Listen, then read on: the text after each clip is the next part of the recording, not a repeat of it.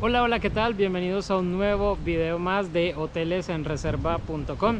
Mi nombre es Jorge Franco y el día de hoy les daré un paseo por un lugar muy llamativo y muy bonito, uno de los jardines que se encuentran en la hermosa ciudad de Cádiz. Este jardín, este parque, se llama Jardines del Paseo de Carlos III y básicamente es uno de los parques más emblemáticos de toda Europa por su contenido histórico y lógicamente por lo bonito que es y porque se encuentra cerca a la bahía de Cádiz. Te invito a que veas este video completo porque es un video diferente, un video inmersivo de 360 grados. Esto quiere decir que tú vas a poder desplazar tu dispositivo móvil y vas a poder disfrutar de todas las vistas de este hermoso lugar. Este es un video que te va a permitir a ti disfrutar de esta experiencia como si estuvieses aquí mismo. Por este motivo, si este video te gusta, te invito a que te suscribas a este canal y que le des me gusta, porque eso me va a motivar a hacer muchos más videos como este de los lugares más emblemáticos de las principales ciudades de Europa.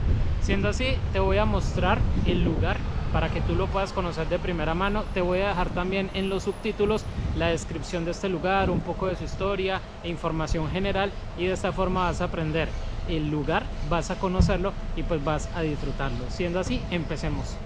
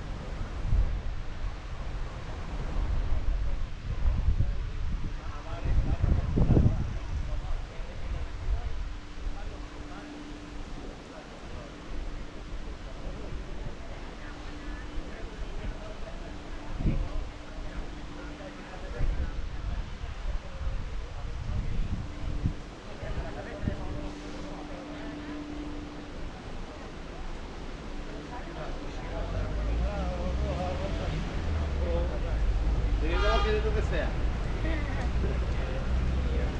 Manolo, ¿sabes qué?